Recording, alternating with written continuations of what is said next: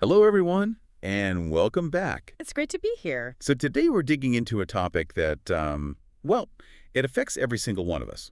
It really does, every single day. We're talking about mornings, how to make them better. Right. We've taken a whole stack of useful notes, research on habits and learning, and we're turning it into a simple, clear plan for you. Because a good start to the day isn't just about feeling good, is it? Not at all. It's absolutely essential if you want to be consistent with your English learning. And that's our mission today. We all want that quiet, calm morning where you feel ready for anything. But let's be honest, it doesn't just happen by accident. No, you need a plan. But before we get to the plan, let's talk about the opposite. The bad morning. The chaotic morning. I think we all know what that feels like. Oh, I have a very recent, a very personal example of that. Oh, do tell. It all started the night before, really. I was playing some games on my phone. Ah, the late night trap. So easy to fall into. It is. I told myself, just until 11 p.m., and then it turned into checking movie trailers. And then before you know it, It was 2 a.m. wow. So, of course, when my alarm went off at 6:30, I was running on fumes, totally exhausted. So you hit the snooze button. Oh, yeah. I hit the snooze button 4 times, maybe 5. I lost count. So you're already late when you finally get out of bed. Exactly. Instant stress. And I was rushing so much trying to make breakfast and get my bag ready at the same time. Okay, I can see where this is going. I was in such a hurry, I didn't see where I was going and spilled milk all down my clean shirt. Oh, no. That sticky cold feeling. It's the worst. So then I had to change clothes, which made me even later. I finally run out the door feeling completely frazzled. And you forgot something. Halfway to the office, I realize my lunchbox is sitting right there on the kitchen counter. Late, stressed, sticky, and now hungry. That's a complete disaster before the workday even starts. It is. And the reason this matters for our deep dive today is this. When you feel that rushed, there is zero space left in your brain. No mental energy for anything else. None. You can't focus on English vocabulary or grammar when your brain is just trying to survive the morning. That feeling of chaos is so common. Yeah. And when your day starts with that kind of disorder, it's almost impossible to focus on improving yourself. So our mission is to give you 6 clear, simple steps. Steps to change your mornings from messy to calm. Exactly. And that calm creates the perfect space for consistent English practice. Let's get into it. Let's do it. A lot of people really underestimate the morning, don't they? They really do. They think, oh, it's just the time before the real day starts. But it's so much more important than that. It kind of sets the direction for everything that follows. It absolutely does. The sources we looked at has a really powerful way to think about it. A new metaphor for us. Yes. Think of your morning like setting the sails on a ship. Okay, I like that. So my day is a big journey across the ocean. Right. And when you wake up, you're in the harbor. If you get up calmly, you check the wind, you set the sails perfectly, Then the journey's going to be smooth. it's going to be smooth, you're prepared, but if you rush out of the harbor, if the sails are tangled and pointing the wrong way, You spend the rest of the day just trying to fix it. you spend the entire day fighting the ship instead of sailing it. It sets a positive, calm tone for everything you do. And for you, our listener, who's learning English, the morning is what we call a golden opportunity. The best possible chance to learn. And that's because your brain is fresh. It's rested. It's had a whole night to sort of organize itself. Exactly. Think of your brain like a library. During the day, you're taking in all this new information, new books. And it gets a little messy on the main desk. Right. When you sleep, your brain doesn't just turn off. It's busy organizing all those books, putting the important ones on the long-term shelves. So when you wake up, the library is clean, organized, and ready for more books. Precisely. Which means any English you practice in the morning, it has a much better chance of being stored properly for the long term. That's a really powerful idea. So Yeah. even just 5 or 10 minutes of practice. Can make a huge difference. Because that time is quiet, it's distraction-free, other people are sleeping, the emails haven't started yet. It's all about consistency. A little bit every day. And the morning is the perfect time to build that consistent habit. Okay, so before we start building this perfect routine, Yeah. you're saying we need to be detectives. Yes. You have to find out what's causing the trouble in the first place. Find the main obstacle. The thing that's blocking you. Right. And we found 3 really common obstacles. The first one is what we just talked about, the late night trap. Your story with the phone games and movie trailers. Exactly. Staying up too late, looking at screens, social media, TV shows, checking sports scores over and over. And that light from the screen. Really messes with your brain, doesn't it? It does. It confuses your body's internal clock. Your brain sees that bright blue light and it thinks, oh, it's still daytime. So it doesn't get ready for sleep. Right. It stops producing the chemicals that make you feel sleepy. So you finally go to bed late, the alarm goes off early, and what happens? You hit the snooze button, you wake up feeling exhausted or frazzled. Exactly. And here's the key. If you can fix that late night habit, you probably fix 80% of your morning problems right there. That's huge. Okay, so what's the second obstacle? The second one is a lack of preparation. This is when you wake up with no plan at all. You wake up and you immediately have to start making decisions. Where are my keys? What should I wear? What am I going to eat for breakfast? You end up just scrambling. Scrambling is the perfect word. Rushing around in a confused way, and that's when things go off the rails. And all those little decisions, they actually use up energy, don't they? They use up a lot of mental energy. It's called decision fatigue. So if you use all your decision-making power on finding matching socks. You have less energy left for the important things later, like concentrating on an English lesson. That makes perfect sense. Okay, and the third obstacle. This one sounds good, but it's actually a problem. Overscheduling. Being too ambitious. Yes. You decide you're going to wake up at 5 a.m., exercise for an hour, read a chapter of a book, answer all your emails, all before 7 a.m. That sounds exhausting. It is. And it just leads to feeling overwhelmed. You have too much to do, you rush through everything, and you end up feeling like a failure before the day has even really started. So the first step for you, the listener, is to be a detective. Which of these three is your biggest problem? The late night trap, lack of preparation, or overscheduling. Find the biggest one. And focus on fixing just that one thing first. Don't try to change everything all at once. Small changes are what create a consistent, lasting habit. Okay, so we found the problems. Now let's talk about the solutions. Step 1. Step 1 is the foundation for everything else. It's all about preparing the night before. I like to think of this as doing a favor for your future self. That's a perfect way to put it. You're being kind to the tired, busy person you'll be in the morning. And we have a new metaphor for this, right? We do. Preparation is like packing a treasure chest the night before. A treasure chest. I like that. It feels valuable. Because it is. When you wake up, all your treasure, your keys, your wallet, your lunch, your English notebook, it's all packed and ready. You don't have to search for anything. No searching, no stress. You eliminate all those small, tiring decisions we talked about. So let's get specific. What should people be packing in their treasure chest? First, your clothes. Lay out everything for the next day. The shirt, the pants, and yes, even the socks. It sounds so small, but it saves 5 minutes of thinking and searching in the morning. It really does. Second, pack your bag. Your work bag, your school bag, put your laptop, your papers, and, this is important, your English study materials right in the bag. So they're ready to go. You don't have to look for them. Exactly. You remove that little obstacle. Third, food and drink. Get the coffee machine ready. Put the mug and the spoon right next to it. Yes, or pack your lunch and put it in the fridge. The goal is to reduce the number of steps you have to take in the morning. And the final thing to prepare. This one is a real game changer. It is. Write down your top 3 priorities for the next day. Just 3. Just 3. This becomes your roadmap. When you wake up, you already know what's most important. Maybe it's finish my report and practice speaking English for 10 minutes. So you start the day with direction, not with chaos. The night before is when you're calm and you can think clearly. Use that time to set yourself up for success. Okay, so preparation is step 1. What's step 2? Step 2 is about the moment the alarm actually goes off. It's about waking up. Realistically. This is where so many people fail, Yeah, right? yeah. They try to make a huge change all at once. Exactly. They go from waking up at 7:30 to trying to wake up at 5 a.m. And their body just says, no. The body fights back, you feel tired, you feel frustrated, and you end up hating the sound of your alarm. So the key is the small adjustment rule. Yes.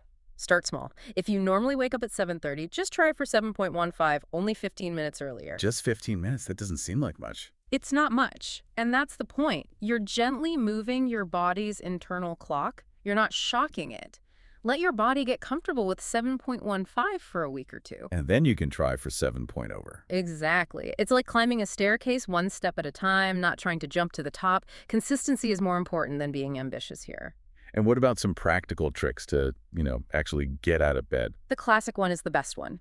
Move your alarm clock across the room. So you physically have to get up to turn it off. Right. And once your feet are on the floor, the battle is mostly won. You've broken that sleepy, automatic habit of hitting snooze. What about those alarms that use light? Those are great. A light-based alarm clock slowly brightens your room like a sunrise. It's a much gentler, calmer way to wake up than a loud buzzing sound. And we have to mention the sleep connection again. We have to. It's the foundation. If you decide to wake up 30 minutes earlier, You have to go to bed 30 minutes earlier. you have to. You can't cheat sleep. If you prioritize sleep, your morning routine will become so much easier. So we've prepared the night before, we've woken up realistically. What's step 3? Step 3 is to pause. Slow down and practice a little bit of mindfulness. Now, when people hear the word mindfulness, they might think of, long meditation sessions. And it doesn't have to be that. It's simply about being present, paying attention to what you're doing right now instead of worrying about the future. Let's use our metaphor for this. The mind is like a busy highway. It is. The moment you wake up, all the cars, all your thoughts about work, your to-do list, your worries, start speeding through your mind. It's noisy and stressful. Mindfulness is like pulling your car over to a quiet resting spot for just 1 minute. You turn off the engine of worry. Usually pause. That pause stops the immediate chaos. It helps you feel centered, calm, focused, and balanced. How do we do that practically? 2 very easy ways. The first is just deep breathing for 60 seconds. What's it? That's it. Sit quietly and just focus on your breath. Breathe in slowly for 4 counts, hold it for 4, and breathe out slowly for 4. And that simple action sends a signal to your brain. It tells your body, everything is calm, we are in control. The second technique is a morning reflection. This is great for English practice. It is. While your coffee is brewing, just think of one simple thing you are grateful for. I am grateful for this warm coffee. Say it in English. Or you can set a positive intention. Right. Something like, today I am focused, or I am ready to learn. Thinking or saying that simple sentence in English sets a positive direction for your whole day. So after we pause and get centered, what's next? Once the mind is calm, it's time to wake up the body. Step 4 is to get moving. Right. And again, this doesn't mean you need to do an intense workout. We're just talking about waking up your muscles and your brain. Like 5 minutes of simple stretching. Exactly. Just to loosen up. Or maybe a short walk, even just around your apartment for a few minutes. You also suggested a really fun activity. I did. This one is a win-win. Dance to an English song for 3 minutes. I love that. It's impossible to feel tired and grumpy when you're dancing. It really is. It gives you instant energy. And Yeah. you're practicing your English listening skills at the same time. You're hearing the natural rhythm of the language. So a little movement boosts that brain energy. It does. And it makes it much easier to focus and remember things when you sit down for your English practice. Which brings us to step 5, the main goal. Yes. Step 5 is to schedule a mini English practice, The key here is making it feel natural, like a normal part of your routine. like brushing your teeth. And the golden rule is simple. Keep it short and keep it consistent. 5 to 10 minutes every day. 5 to 10 minutes every single day is so much better than 1 hour, 1 time a week. That consistency is what builds memory. Okay, let's give people some easy practical ideas for this. Idea 1, listening. While you're making your breakfast, listen to an English podcast. A simple one for learners. You're using time that's already busy, so you're not adding a new task. Right. Idea 2, reading. While you drink your coffee, read one short article on a simple news website, just 1 paragraph. You could even just focus on one thing, like finding all the verbs in the past tense. Great idea. Idea 3, writing. Write 2 or 3 sentences in a journal in English. What would you write about? Your plans for the day. Today, I'm going to finish my project.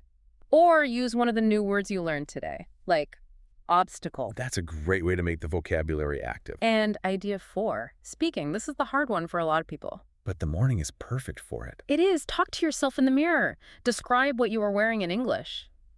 I am wearing a red shirt. There's no pressure, no one is listening. Exactly. Or describe your routine. First, I will drink coffee, then I will read the news. This builds confidence and fluency. Okay, so we have one final step. Step 6. The final step is to track your progress and reflect. Because we need to see if what we're doing is actually working, right? Right. We need that visual proof.